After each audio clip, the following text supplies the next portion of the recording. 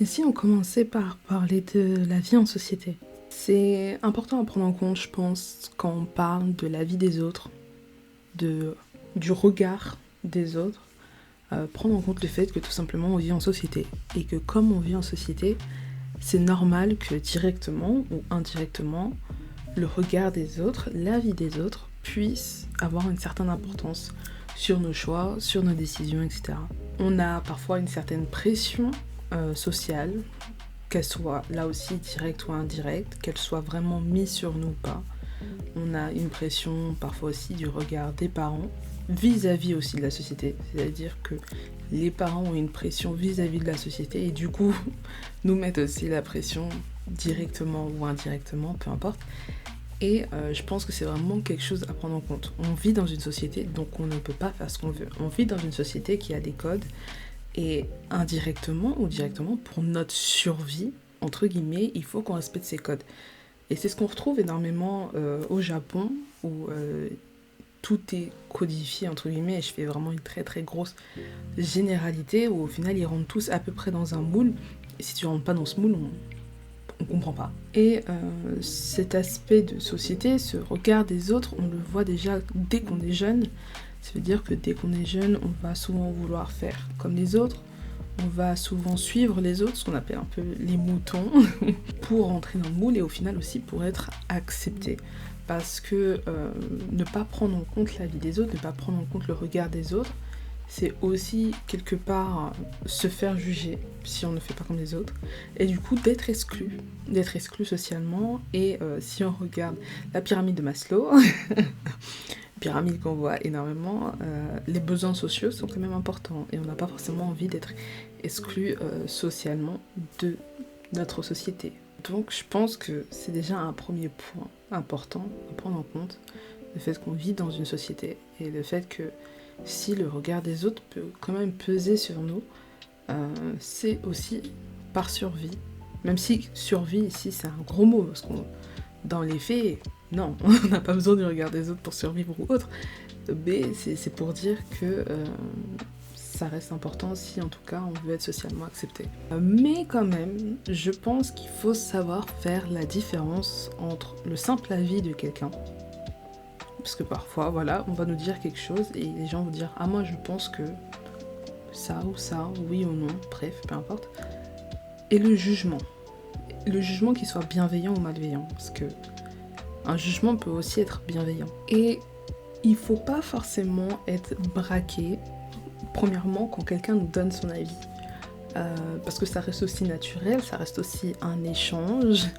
Et quand on écoute, les autres, bien souvent, vont donner leur avis sur comment ils ont fait les choses, sur leur manière de voir les choses aussi. Et c'est naturel, on échange, on parle, on discute.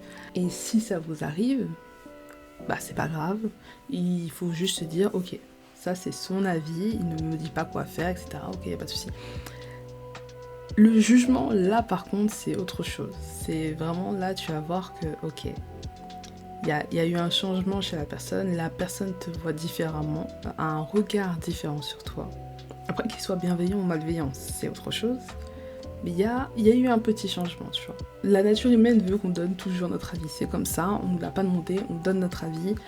On le voit d'ailleurs avec les réseaux sociaux, parce que tout ça a explosé vraiment avec les réseaux sociaux. Tout le monde donne son avis, qu'il maîtrise le sujet ou non. Je pense aussi que c'est pour ça qu'il ne faut pas se braquer quand les gens donnent leur avis, parce qu'en fait c'est naturel. L'être humain est fait pour donner son avis et au final aussi interagir avec les autres. Donc il faut savoir avoir énormément de recul par rapport à ça.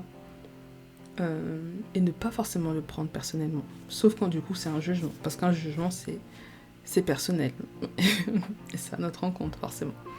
Mais bien qu'on voit le fait que la vie en société a un énorme impact sur la vie des autres, le regard des autres et sur si on va faire des choses ou pas, je pense qu'il y a une autre chose à ne pas oublier, c'est qu'on vit pour soi.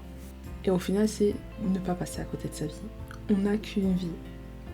Et c'est con à dire, c'est quelque chose qu'on nous répète tous les jours. qu'on entend tout le temps, qu'on voit dans les films, dans les livres, sur les réseaux sociaux, que nos parents, nos grands-parents, nos amis nous disent tout le temps. On n'a qu'une vie. Et pourtant, on a tendance à l'oublier. On a tendance à l'oublier parce qu'au final, on fait parfois des choix qu'on n'aurait pas fait si on avait vraiment envie. On parle à des personnes qu'on n'aime pas forcément. On fait des choix qu'on n'a pas envie de faire. On fait un travail qu'on n'a pas envie de faire. Il y a cette chose que j'aimerais faire mais j'ose pas. Mais on n'a qu'une vie. Et au final, est-ce que tu préfères vivre avec des regrets ou avec des remords? C'est bête, hein? Mais c'est quelque chose qu'on oublie tellement. Pourquoi tu attends, par exemple, d'offrir ce cadeau à ta maman? Pourquoi tu fais pas maintenant? On ne sait jamais de quoi est fait demain et on a souvent tendance à croire qu'on a le temps devant nous. Et parfois, on l'a vraiment. Parfois, c'est vrai, on l'a, le temps.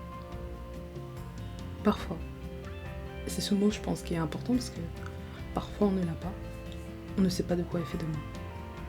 On ne sait pas quand les gens qu'on aime partiront ou quand nous-mêmes nous partirons. Parce que peut-être que nous partirons avant. Ce serait dommage de passer à côté de sa vie et il y a tellement de gens sur Terre qui meurent en passant à côté de leurs rêves alors qu'ils auraient pu les réaliser parce que bien sûr, faut pas oublier que la vie n'est pas forcément facile et que parfois on fait des choix pas parce qu'on le veut mais parce que sinon c'est la merde pour nous, tout simplement. Il y a des gens qui ont une vie plus compliquée que d'autres, c'est aussi la vérité. Mais je pense que quand vous pouvez faire les choses, même minimes soient-elles, vous ne devriez pas hésiter. On a tendance à voir le pire, on a tendance à voir le pire scénario, alors qu'en fait au final, c'est peut-être le meilleur qui va nous arriver, ou peut-être que oui c'est le pire, mais que dans le pire on va découvrir d'autres choses qui vont nous guider ensuite vers le meilleur. Et ça, faut pas l'oublier. Toute chose arrive pour une raison. Et faut pas oublier que quand les gens nous donnent leur avis, que quand les gens nous jugent pour X ou Y raison, ils ne sont pas de nos bottes. Ils n'ont pas notre vie. Ils ont un aperçu de notre vie qui est plus ou moins vrai, qui est plus ou moins profond, mais ils ne sont pas nous. Et donc ils ne pourront pas tout comprendre. Ils pourront comprendre plus ou moins, mais pas tout, exactement, comme vous comprenez. Ils n'ont pas tous les tenants et tous les aboutissants. Ils connaissent pas forcément votre passé, du moins pas aussi bien, tous vos traumatismes, le pourquoi du comment au final.